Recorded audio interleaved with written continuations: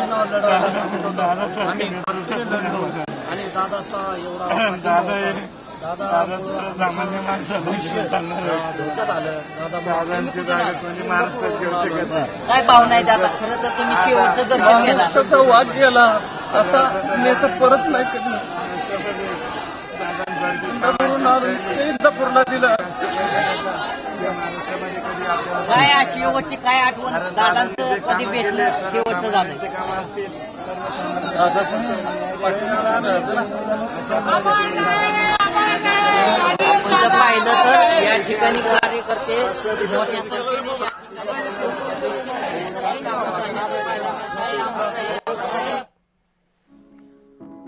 तर अजित पवार यांचं पार्थिव आता काठेवाडीतल्या निवासस्थानी आणण्यात आले आणि कार्यकर्ते मोठ्या संख्येने इथे आता गर्दी करतात.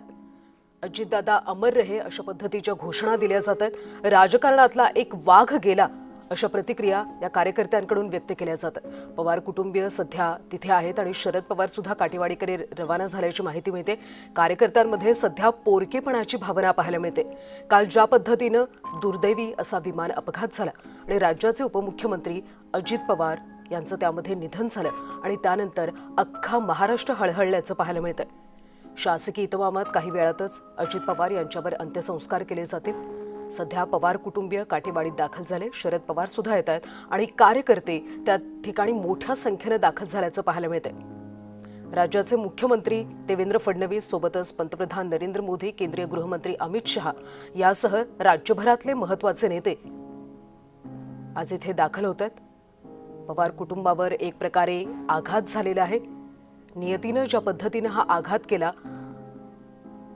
ऐन एक त्यांच्या नेतृत्वाची सध्या दिशा ठरत असताना, राज्याचं उपमुख्यमंत्रीपद प्रबळपणे सांभाळत असताना अचानकच नियतीनं त्यांच्यावर घाला घातला आणि एक मोठा आघात केवळ पवार कुटुंबावरच नाही तर अख्ख्या महाराष्ट्रावर झाला.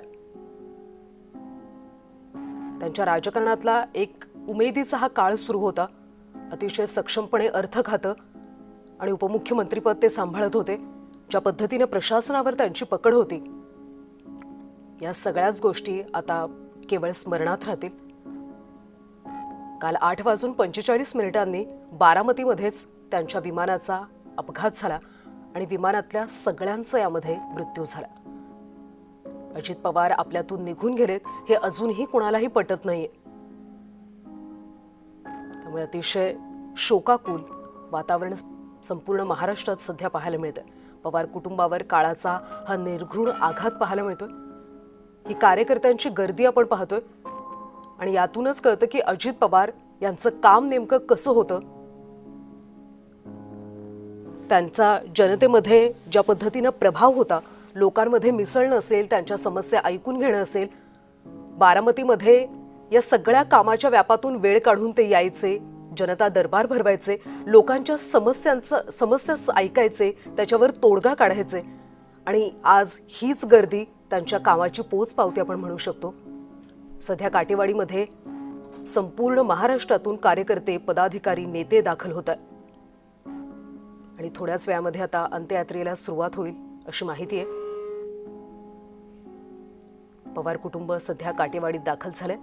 शरद पवार सुद्धा काही वेळातच तिथे येतील आणि त्यानंतर अंत्ययात्रेला सुरुवात होते.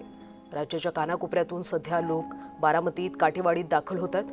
अजित पवार यांचं पार्थिव काठेवाडीतल्या त्यांच्या निवासस्थानी आणण्यात आलं आणि काही वेळातच आता अंत्ययात्रेला सुरुवात होईल अशी माहिती मिळते. ज्या पद्धतीनं बेधडक मनमिळावू असा अजितदादा यांचा स्वभाव होता, सरकारमध्ये असून सुद्धा आपल्या मित्रपक्षांना ज्या पद्धतीनं ते समज द्यायचे, एक त्यांचा दरारा होता, तो आता कुठेतरी संपलाय असं पाहायला मिळतं. राजकारणात एक मोठी पोकळी आता तयार झाली.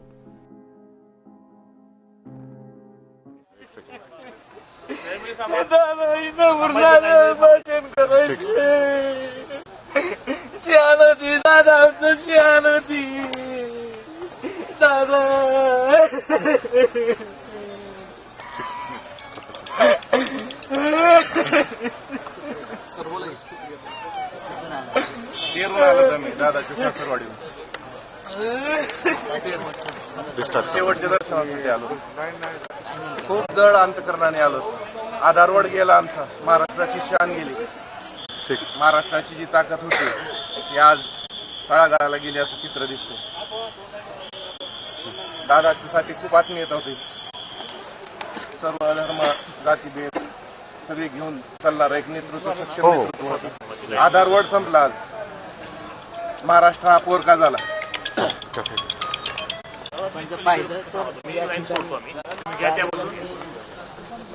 भाऊक झाल्याचं पाहायला मिळत आहे. आणि महिला देखील मोठ्या संख्येने या ठिकाणी येत असल्याचं पाहायला मिळत आहे. राज्यभरातून मोठ्या संख्येने कार्यकर्ते या दादाचं शेवटचं अंतिम दर्शन घेण्यासाठी दाखल होत असल्याचं पाहायला मिळत आहे.